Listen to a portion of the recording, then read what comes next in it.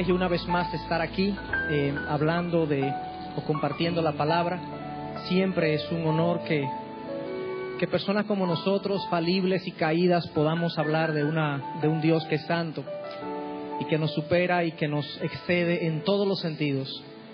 Pero por su gracia lo hacemos. Yo quisiera que fueran conmigo, por favor, a Segunda de Crónicas, versículo 16.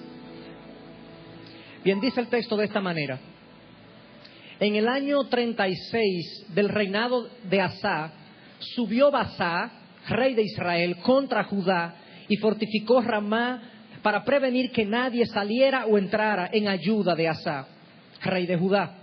Entonces Asa sacó plata y oro de los tesoros de la casa del Señor y de la casa del rey y los envió a Ben-Hadad, rey de Aram, que habitaba en Damasco, diciendo: hay alianza entre tú y yo, como hubo entre mi padre y tu padre. He aquí te he enviado plata y oro. Ve, rompe tu alianza con Baasá, que me está atacando, rey de Israel, para que se aparte de mí.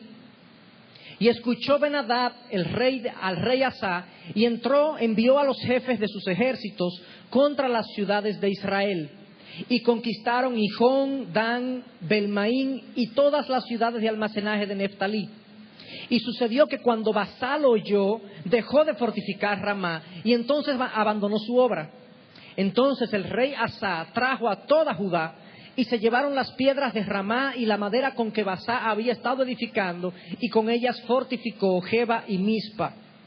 En aquel tiempo el vidente Hanani vino a Asa, rey de Judá, y le dijo: por cuanto te has apoyado en el rey de Aram y no te has apoyado en el Señor tu Dios, por eso el ejército del rey de Aram ha escapado de tu mano.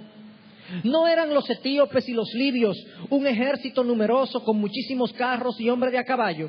Sin embargo, porque te apoyaste en el Señor, Él los entregó en tu mano. Porque los ojos del Señor recorren toda la tierra para fortalecer a aquellos cuyo corazón es completamente suyo. Tú has obrado neciamente en esto. Ciertamente desde ahora habrá guerras contra ti.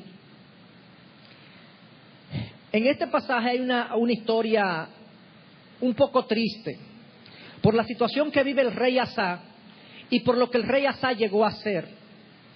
Después que Salomón murió, el hijo de David, Salomón murió, el reino de Israel o Israel se dividió en dos. Y esa división produjo dos reinos. El reino de Israel, con 10 tribus, era el reino del norte, y el reino de Judá, con 2 tribus, era el reino del sur. Segunda de Crónicas, de hecho, relata la historia solamente del reino del sur, de Judá. Y el rey Asa era uno de los reyes que pasó por ahí. Pasaron una serie de reyes. La diferencia estaba en que los reyes del norte fueron todos malos a los ojos de Dios. Todos hicieron lo malo delante de los ojos de Dios. En el caso de Judá, que era el reino del sur, casi la mitad de los reyes, incluyendo a Asa, hicieron cosas buenas delante de los ojos de Dios. Y es interesante que cada vez que terminaba una vida de uno de estos reyes, siempre aparece en la Biblia el veredicto: y fulano hizo lo bueno delante de los ojos de Dios, y fulano hizo lo malo delante de los ojos de Dios, como una especie de sello final de que Dios es que da el veredicto final de una vida.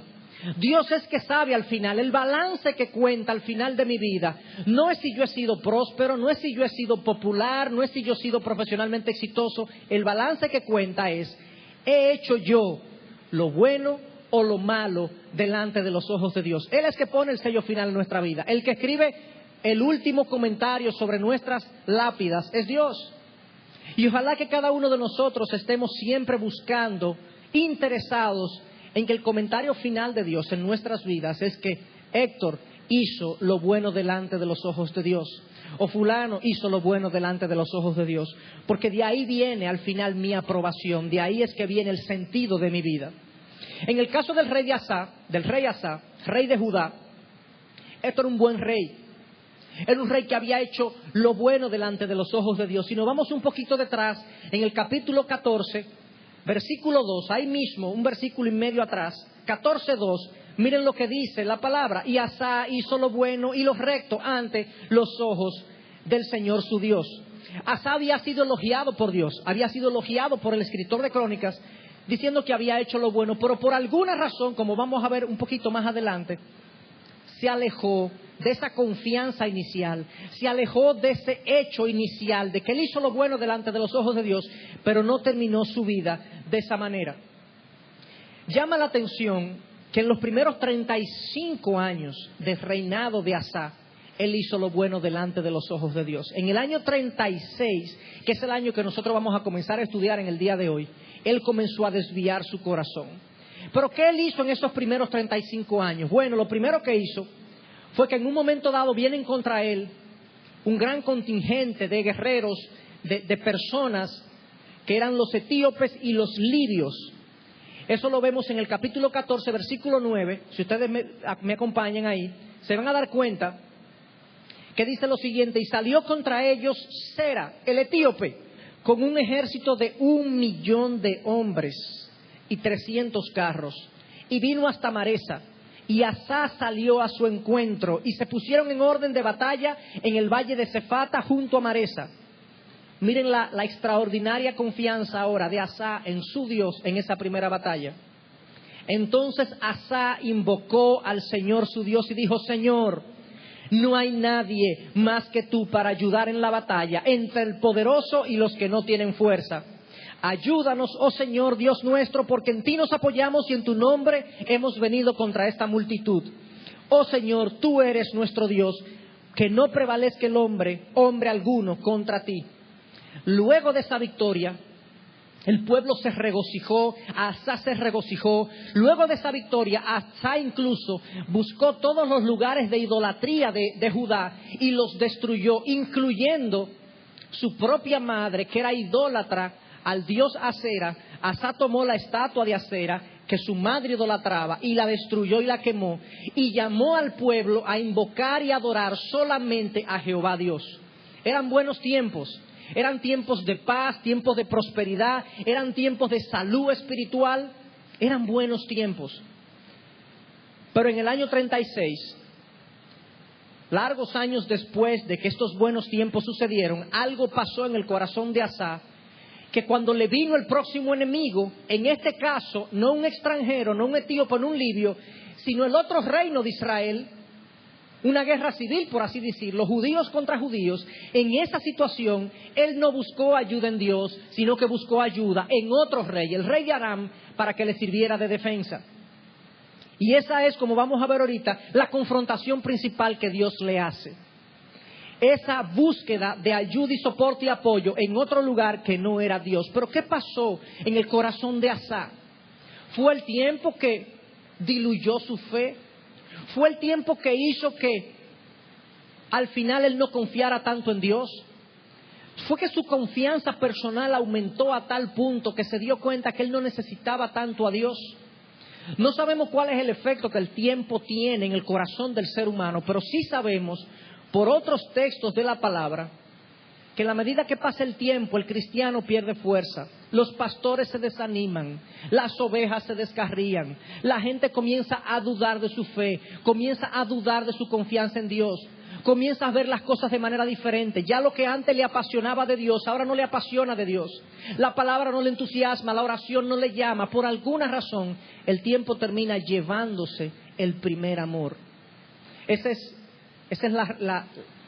la respuesta de Dios o de Cristo en la iglesia de Éfeso en Apocalipsis 2, que lo condenó a Éfeso porque has perdido el primer amor, has perdido la pasión inicial, el fervor inicial, el fervor con que todos nosotros comenzamos la vida cristiana, donde literalmente, como cantamos, Dios es nuestro mundo, pero conforme pasa el tiempo, el mundo se ocupa de nuestro corazón y ahora ya no es Dios todo nuestro mundo, es parte de Él. El tiempo tiene un efecto increíble en nosotros, de ahí el llamado de Pablo en una y otra ocasión a que nos entrenemos en la piedad, que nos capacitemos para la santidad, que corramos como corren los atletas, sin cansar, viendo la meta, puesto los ojos en Jesús, autor, consumador de mi fe. El tiempo diluye la fe, el tiempo diluye la confianza del cristiano. Somos débiles, somos seres caídos que no permanecen en aquella dirección que quieren permanecer. Y aparentemente eso fue parte de lo que Asa experimentó. A veces Dios en nuestra vida cristiana nos tiene que dar, como le llaman por ahí, un wake-up call. Ustedes no han ido a los hoteles, que a veces llamamos a alguien para que nos despierte en la mañana. A veces en nuestra vida cristiana Dios tiene que darnos un wake-up call. A través de alguna prueba, a través de alguna circunstancia difícil, que nos despierta la realidad de que necesitamos a Dios, que no estamos recurriendo a Él, que hemos estado dormidos en nuestros laureles, que hemos dejado que la fe se enfríe, que hemos dejado que el entusiasmo se vaya. Pero hay otra posible razón de este enfriamiento de Asa, y fue la prosperidad experimentada por Asa. 35 años de buen gobierno, de buenas cosas, los vientos le favorecían, paz en su reino, prosperidad en su reino, seguridad personal. Cuando vino la prueba, salió el yo puedo, yo tengo recursos para absorber este problema, para resolver este problema. Y eso es lo que muchas veces la prosperidad hace en el corazón del ser humano. La parábola del sembrador que Jesús relata, hay un tipo de terreno que dice la palabra que cuando la semilla cae ahí, los espinos y la hierba mala ahoga la palabra, y esto simboliza las preocupaciones de este mundo y las riquezas que terminan ahogando la palabra y no deja que eche raíces.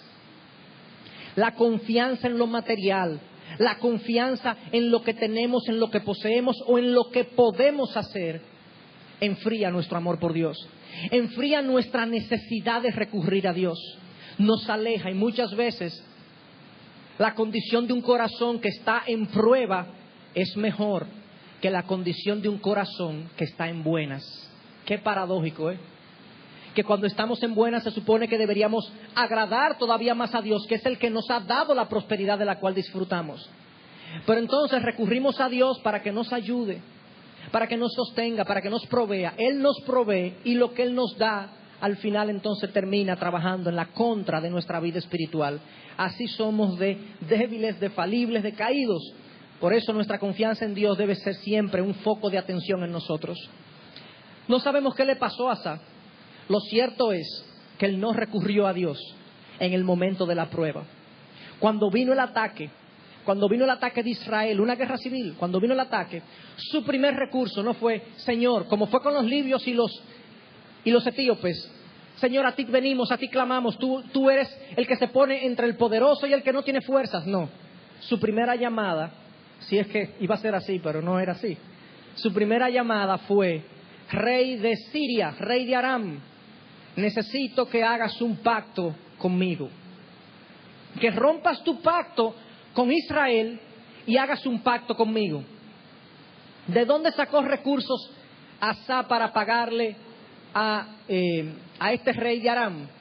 De los tesoros del templo, la ofrenda que la gente daba para Dios, extrajo de los tesoros del templo, puso de su propio bolsillo y le mandó una buena cantidad al rey de Siria. Y el rey de Siria, claro, se vendió al mejor postor. Al que más le pagó, ahí fue el rey de Siria. Pero en este caso, Asa, esa fue su primera llamada. En ese proceso, Asa violentó dos principios anteriores que Dios había dado a su pueblo. En primer lugar, hizo alianza con un pueblo pagano. Éxodo 23:32 nos dice claramente, o les dice al pueblo de Israel claramente: no hagas alianza con los pueblos paganos. Porque muchas veces esas alianzas lo que perseguían era precisamente darnos fuerza. Pero si Jehová es tu fuerza, ¿para qué necesitas la alianza? Pero además de eso, la alianza normalmente terminaba por contaminar al pueblo y no lo contrario. Y pasa como pasa hoy en día con los cristianos, que nosotros cuando nos salimos del cuerpo de Cristo y comenzamos a frecuentar personas, lugares, situaciones en las que nos exponemos al mundo, terminamos más influenciados que nosotros influenciándolos a ellos. Y Dios le había dicho a este pueblo: no hagas alianza con ellos, yo soy tu Dios, yo soy tu protector, yo soy tu proveedor. Pero Asa violentó ese principio. El segundo principio que Asa violentó fue que tomó los tesoros del templo, las ofrendas de la gente, lo tomó y lo usó para él resolver su problema. Y en esa condición, a pesar de que el rey de Siria aceptó el trato y atacó a Israel, Israel lo que estaba haciendo era un cerco alrededor de Judá para que nadie entrara ni nadie saliera.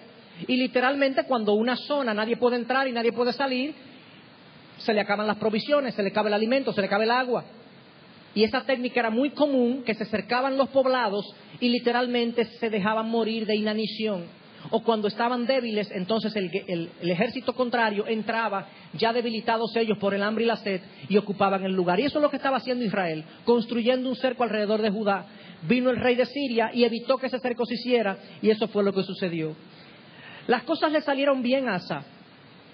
O sea, el rey de Siria aceptó, el rey de Israel fue vencido, aparentemente el viento comenzó a soplar otra vez a su favor, las cosas habían sido arregladas porque ya el ataque se había terminado, el rey de Siria me ayudó, pero había un problema.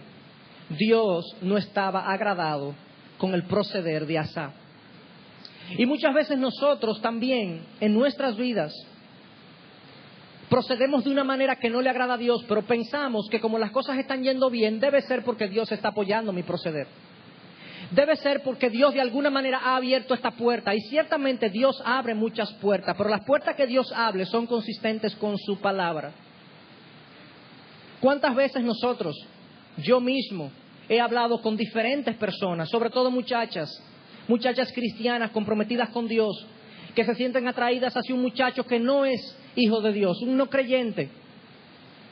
Y entonces ellas me comienzan a contar lo bonita, lo sublime que ha sido esa relación. Y cómo Dios ha abierto las puertas. Esa no es una puerta que Dios abre, por bien que esté saliendo la relación. Porque 2 Corintios 6:14 dice que no nos unamos en yugo desigual con los incrédulos. Entonces yo con mucha confianza, no en mí, sino en la palabra, le puedo decir, mira, eso no es una puerta que Dios abre. Y muchas veces en un negocio específico me puede ir bien. Puede parecer que es una puerta que Dios ha abierto, pero si yo no he sido fiel a Dios en mi manera de proceder, por bien que me vaya, eso no es Dios que lo está soplando. Revisemos eso. El criterio para ver si estoy haciendo las cosas bien o mal, el criterio para saber si Dios está agradado o no agradado, no es el éxito de lo que yo haga, es si estoy siendo fiel a su palabra, a sus principios, a su rectitud, a su santidad. Y el rey Asa resolvió su problema. Tuvo éxito en su estrategia. ¿Sabe Dios los aplausos que le dieron en el mismo reino de Judá? ¡Wow! Asa, tú eres lo máximo. ¡Qué estratega! Sí, pero Dios se desagradó. Ahora sí no tenemos a los israelitas en nuestra contra, pero ahora tenemos al Dios del universo en nuestra contra. Imagínense ustedes. Ahora, ¿con qué tú peleas eso? ¿Con qué alianzas tú resuelves eso? ¿Con cómo tú resuelves cuando en tu proceder tú crees que te está yendo bien, tú has violentado los principios de Dios y ahora Dios está en tu contra? ¿Cómo tú resuelves esa situación? Solamente yendo a Él, arrepintiéndote y buscando su rostro nuevamente. Pero eso le pasó a Asa, y quizás esta es la primera lección de este relato. Asa pensaba que estaba todo bien, pero como siempre Dios siempre se la agencia para dejar conocer su voluntad, porque Dios es un Dios que se revela a sus hijos. Dios le mandó a un profeta. Dice el texto, a un vidente. No era un vidente, un adivino.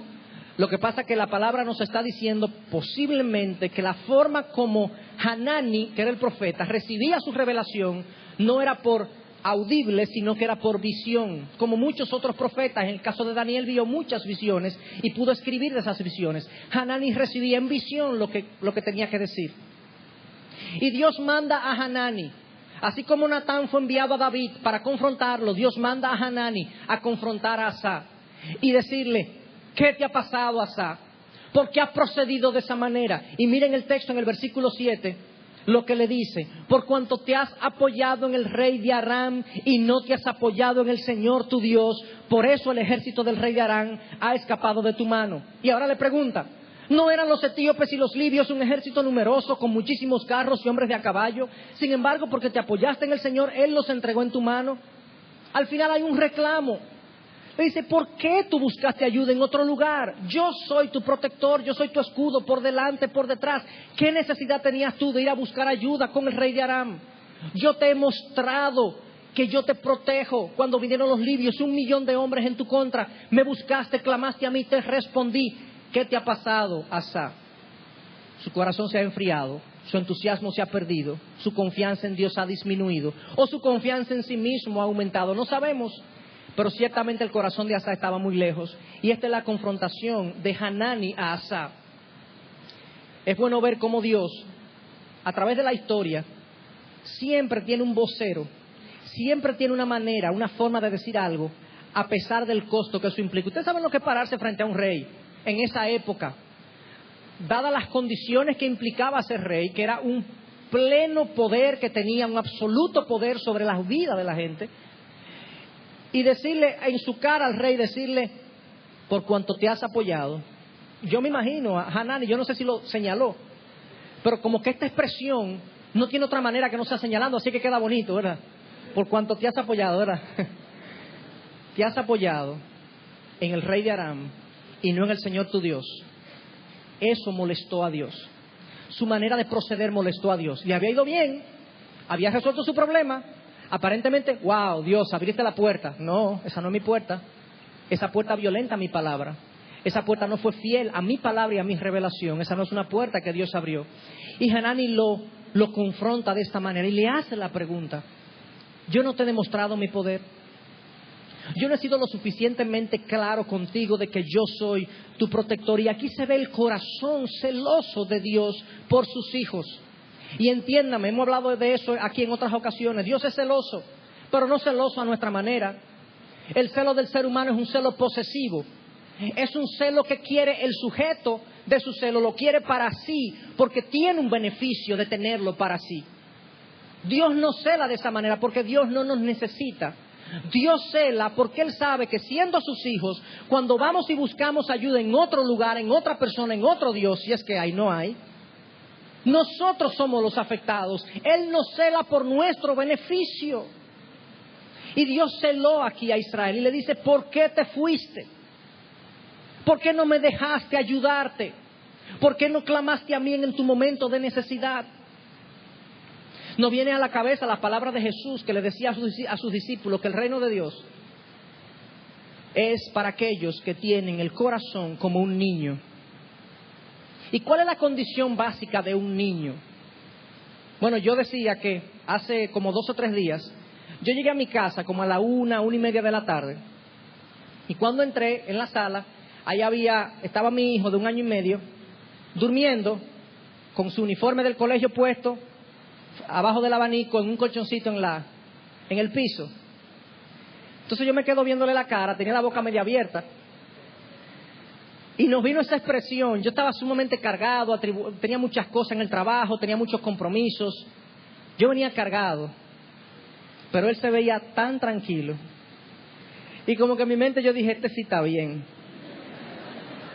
Este sí está bien. La preocupación de mi niño, de mi hijo, ¿cuál es? Él tiene 2 o 3 preocupaciones: jugar, comer y dormir. Sus 3 preocupaciones. Él sabe que su padre provee para sus necesidades. Él no tiene de qué preocuparse. Y cuando él quiere leche, él llora. Y cuando él tiene calor, él llora. ¿A quién? ¿A mí? Dime, mi hijo. Él sabe que su grito va a producir en mí una reacción natural a proveer su necesidad. No a malcriarlo, pero a proveer su necesidad. Eso es natural. Dios es nuestro Padre. Se ha revelado como tal. Él le reclama. Es como si yo le reclamara a Elías: pero muchacho, cuando ya tenga más grandecito, ¿por qué tú le pediste eso a fulano si tú sabes que yo te lo puedo dar? Es un reclamo legítimo de un padre a un hijo. ¿Por qué vamos nosotros a contar con el dinero para solucionar mi problema cuando lo primero que tenemos que hacer es ir donde nuestro padre y decirle: Señor, te necesito? ¿Por qué pensamos nosotros que la solución a nuestras dificultades está en otro lugar? A veces vienen donde nosotros, los pastores, personas, sobre todo madres, que vienen y me dicen: ay, pastor, yo quisiera que usted hable con mi hijo. Quizás se convierte, quizás conoce al Señor. Señor, yo no convierto a nadie. El pastor Miguel no convierte a nadie. Ninguno de nosotros tenemos ese poder. El corazón del hombre está en las manos de Dios. Lo que tú necesitas hacer es ir al trono de Dios y presentarle tu necesidad. Esposas que a veces quieren y van como secreteándole al pastor: pastor, yo quiero que mi esposo venga donde usted. ¿Usted no cree que de alguna manera usted lo pueda llamar e invitarlo?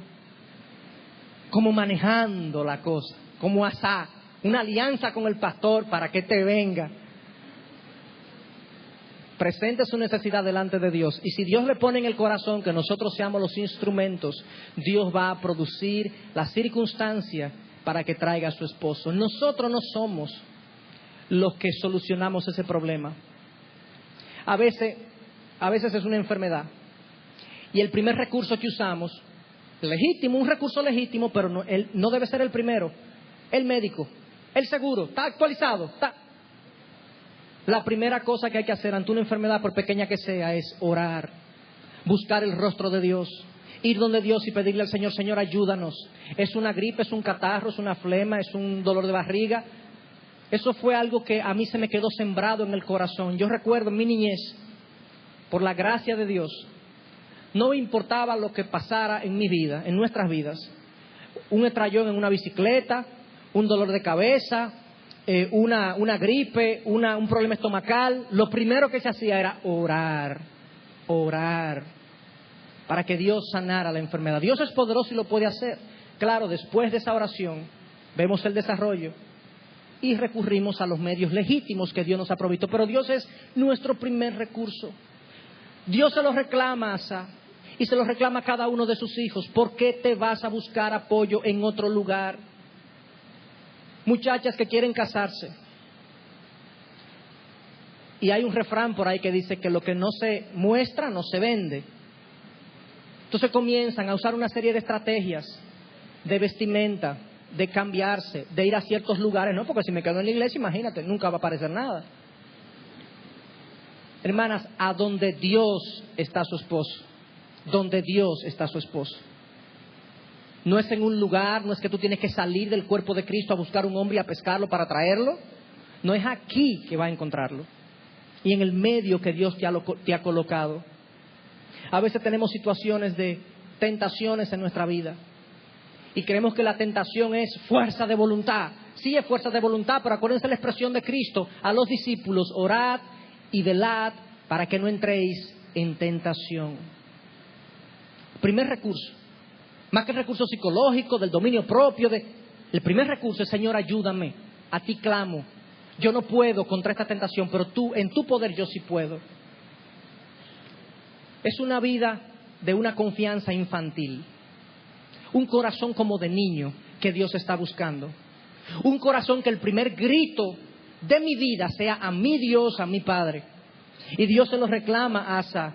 Pero es tan sutil y tan fácil la manera como nosotros desplazamos nuestra confianza hacia otras cosas, que a veces uno se queda como pasmado y preocupado por lo fácil que el corazón del hombre es entusiasmado o con otras cosas.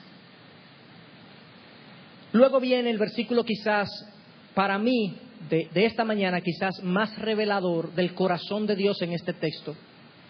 El versículo 9. Porque los ojos del Señor recorren toda la tierra para fortalecer ¿a quién? A aquellos cuyo corazón es completamente suyo. Los ojos de Dios recorren toda la tierra. Fíjense que eso es luego de la confrontación.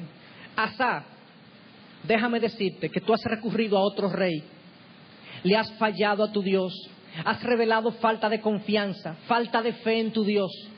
Pero los ojos de Dios siguen en búsqueda de hombres y mujeres cuyo corazón le pertenezca, porque Dios quiere fortalecerlos, quiere mostrar su poder en su favor. Y en varios pasajes a lo largo de la Escritura, uno se encuentra a Dios buscando gente. En Juan 4, Dios está buscando adoradores que le adoren en espíritu y en verdad. ¿Cierto? Aquí en este texto, Dios está buscando gente que confíe en Él absolutamente, que su corazón le pertenezca totalmente a Dios. Yo quiero ser una de esa gente al quien Dios encuentre. ¿Y dónde está Dios buscando a esta gente? En toda la tierra. La búsqueda de Dios es exhaustiva, hermanos. Es exhaustiva, es minuciosa. Ciudades, países, iglesias, ministerios. Dios está buscando a aquellos cuyo corazón le pertenece. ¿Para qué? Para mostrar su poder, para funcionar a su favor y que su favor y su poder se muestre en esas vidas. Qué bueno que Dios nos dijo aquí que Dios está buscando gente talentosa para fortalecerla. Dios está buscando gente capacitada para usarla poderosamente. Que Dios está buscando gente que no tenga mácula para usarlos. Que Dios está buscando gente con bolsillo, con recursos para poder expandir su reino. No, Dios necesita un corazón rendido a Él completamente. Eso es suficiente para Dios mostrar su poder a través de esa persona. Punto. Y esto nos revela el corazón de Dios. Dios quiere gente sin concesiones en su vida. Que le busque a Él como primer recurso, que le tenga a Él como único y mayor de los tesoros. Buscar a Dios intensamente, de hecho, no es solamente una buena cosa, es el primer mandamiento. Amarás a Dios con todo tu corazón, con toda tu mente y con todas tus fuerzas. Pero me voy más allá. El apóstol Pablo, en un momento dado de su vida, dice: todo lo que para mí era ganancia, lo considero pérdida por el inestimable valor de conocer a Cristo Jesús, mi Señor, por el cual lo he perdido todo y lo tengo todo por basura a fin de ganar a Cristo. Dios era el tesoro, no un tesoro de Pablo, el tesoro de Pablo. Mi búsqueda, tu búsqueda de Dios a veces es tan pálida, tan desganada, tan rápida. Y vivimos en la cultura, lamentablemente, de los medios de comunicación que ocupan una parte importante de nuestra vida. Y en los medios de comunicación, con la cantidad de distracciones y de actividades y de cosas que presentan, le ha robado al hombre una virtud: la profundidad. Y sucede que Dios es un Dios profundo. Dios es un Dios que no se me va a revelar a mí cuando yo tengo 5 minutos u 8 minutos para dárselos y yo le digo: bueno, Señor, vamos a ver, porque yo no tengo tiempo, a ver si tú me hablas rápido y tú me revelas. Yo quiero tener una experiencia extraordinaria contigo, pero tengo 8 minutos. No, Él es Dios, yo la criatura. Él me dice: detente. Si tú quieres que yo te me revele, si yo quiero que yo sea en ti algo presente, búscame de todo corazón. Dame tu prioridad, dame la prioridad de tu vida, dame el centro de tu corazón, dame tu confianza, búscame de todo corazón. Como el siervo busca por las aguas, decía el salmista, así clama mi alma por ti, Señor. Con sed, con sentido de necesidad, con apetito de Dios, sabiendo que en Él tenemos satisfacción. Claro, el siervo que anda en la zona desértica de Israel sabe que cuando encuentre las aguas se va a saciar. Eso es algo implícito, instintivo en los animales. Desde que ven agua y la beben, se sacian. Como el siervo brama por las aguas, como el siervo anhela las aguas, así clama mi alma por ti. Cuando te encuentre, me saciaré en ti, Señor. Dios es la provisión para la plenitud de mi vida. Pero como les decía, nuestra búsqueda muchas veces es pálida, carece de entusiasmo, carece de entrega, pero queremos que Dios se nos revele. El Dios eterno, magnificente, el Dios de poder, queremos que se nos revele en el tiempo que yo tengo para Él o de la manera que yo he determinado. No, busquémosles de todo corazón. Dios quiere no solamente ser obedecido, Dios quiere ser amado. Es muy fácil en un sentido obedecer. Y yo ponía el ejemplo de que si yo le traigo un ramo de flores a mi esposa el día de su cumpleaños y se lo llevo y le digo: la verdad que yo te la estoy regalando porque a ti te gustan, pero yo no le encuentro sentido a las flores. Hermanos, puede ser el mejor arreglo que se haya podido hacer en República Dominicana. A ella le va a saber a nada. Porque no es el arreglo lo que le agrada.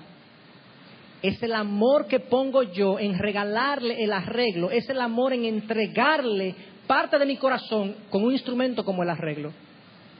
Yo puedo obedecer a Dios, pero cuando lo hago a regañadientes, sin amarlo, ¿estoy verdaderamente glorificándole? Yo te voy a obedecer porque tú lo dices, pero es obligado. Díganme ustedes, si un padre, un hijo le dice eso: yo te voy a obedecer porque, nada, si no te obedezco tú me das una pela, pero no es que yo quiero. ¿Cómo se siente el padre? Dios quiere no solamente ser obedecido, Dios quiere ser amado, Dios quiere ser buscado con intensidad. Dios quiere el corazón del hombre. Dios quiere que yo le ame de todo corazón, con toda mi fuerza, con toda mi mente. Pero ojo, al final el beneficio de eso no es de Él. Él está completo. El beneficio de eso es mío. La plenitud la recibo yo. La paz la recibo yo.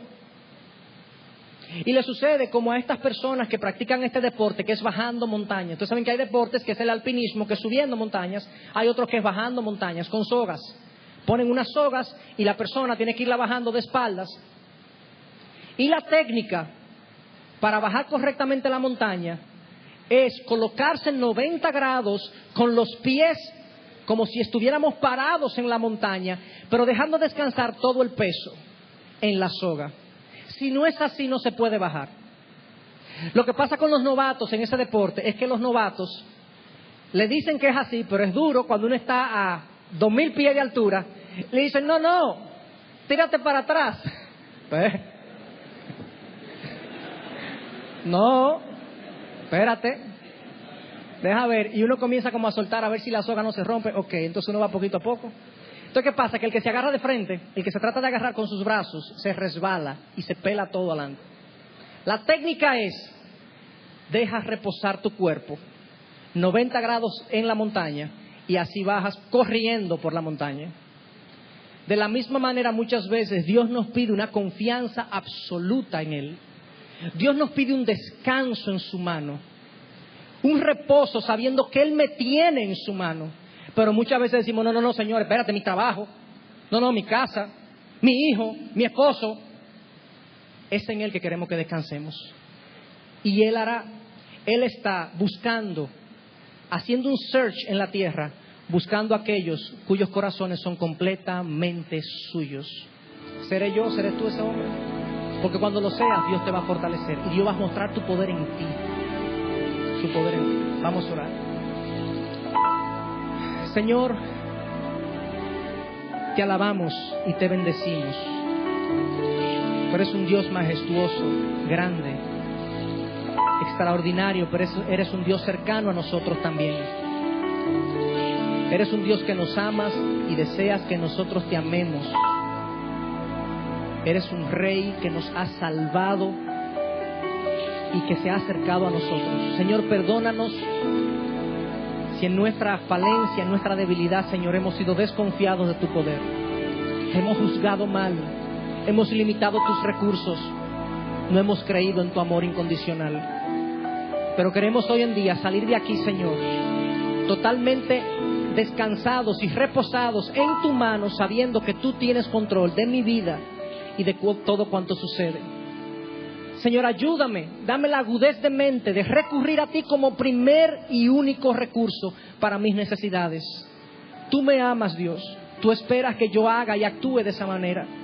Y así lo quiero hacer, Señor. Y ojalá que llegue yo a ser ese hombre cuyo corazón es completamente tuyo, Señor. Y aquel hombre en el cual tú despliegas tu poder y tu gracia.